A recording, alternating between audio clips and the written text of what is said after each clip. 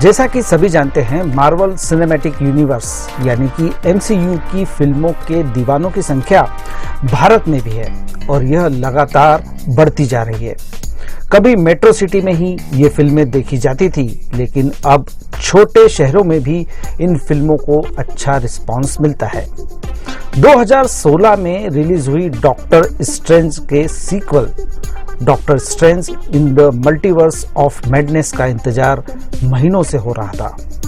यह इस American super hero की लोकप्रियता का कमाल है कि इस मूवी को विभिन्न फॉर्मेट्स और भाषाओं में डब कर भारत में रिलीज किया गया है। कहानी एक ऐसी लड़की की है जो मल्टीवर्स की यात्रा करने की काबिलियत रखती है, जो खुद अपनी शक्तियों से अनजान है। उसकी शक्ति को हासिल करने के लिए उसके पीछे वांडा मैक्सिमॉफ लगी हुई है। डॉक्टर स्ट्रेंज और उसके साथी किस तरह से इस युवा लड़की की रक्षा के लिए मल्टीवर्स की यात्रा करते हैं, यह फिल्म का सार है।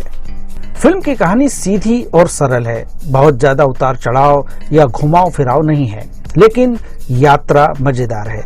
इसके पीछे निर्देशक सैम राइमी का अहम योगदान है। उन्होंने कहानी को इस तरह से पेश किया है कि जैसे जैसे फिल्म आगे बढ़ती है, डर, फंतासी, सुपर हीरो के टकराव और स्पेशल इफेक्ट्स के जरिए दर्शकों का रोमांच बढ़ता चला जाता है। उन्होंने फिल्म को लंबा नहीं खींचा और फालतू दृश्यों से बचने की पूरी कोशिश की है। कहानी सिंपल होने के कारण निर्देशक का जोर प्रभाव उत्पन्न करने पर रहा है। उन्होंने एक ऐसी दुनिया पेश की जिसमें कि दर्शक खो जाएं। फिल्म की शुरुआत एक बेहतरीन दृश्य से होती है। इस छोटे से सीन में पूरी फिल्म की कहानी समाई हुई है। यह सीन ही दर्शकों का मूड सेट कर देता है। फिल्म के राइटर्स ने सरप्राइज एलिमेंट के रूप में मल्टीवर्स यूनिवर्स के कॉन्सेप्ट को कहानी में अच्छी तरह से पिरोया है और एक ही इंसान के अलग अलग यूनिवर्स में हूबहू डुप्लीकेट वाला आइडिया भी जोरदार है, यानी कि डॉक्टर स्ट्रेंज उसी नाम और शक्ल से दूसरे यूनिवर्स में भी मौजूद हैं।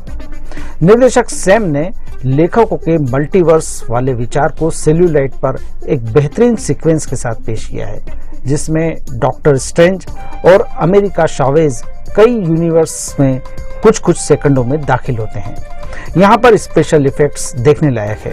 यह सीन छोटा है और इसे देखने के बाद लगता है कि काश इस तरह के कुछ और सीन होते तो मजा दोगुना हो जाता। फिल्म का पहला घंटा जोरदार है। पहला सीन ऑक्टोपस द्वारा तबाही मचाने वाला सीन और वांडा का कमर ताज पर हमले वाला सीन रोमांच लिए हुए है। इसके बाद के आधा घंटे में कुछ डल मोमेंट्स आते हैं क्योंकि कहानी ठहरी हुई लगती है और स्पेशल इफेक्ट्स वाले सीन में दोहराव लगता है, लेकिन क्लाइमैक्स में फिल्म फिर स्पीड पकड़ लेती है। सैम ने फिल्म को तेजी से दौड़ाया है और दर्शकों को ज्यादा सोचने का मौका नहीं दिया। कहानी की जटिलताओं को सरल तरीके से पेश किया है ताकि समझने में आसानी हो। दृश्यों के सीक्वेंस ठीक तरह से जमाए हैं। सैम राइमी के अलावा सिनेमाटोग्राफर जॉन मैथिसन का काम जबरदस्त है। कंप्यूटर ग्राफिक्स और विजुअल इफेक्ट्स में इतनी सफाई है कि फिल्म में कहीं भी कोई सीन नकली नहीं लगता। ऐसा लगता है कि सचमुच में दर्शक मल्टीवर्स की यात्रा कर रहे हैं। डैनी एल्फेन का बैकग्राउंड म्यूजिक फिल्म को भव्यता प्रदान करता है।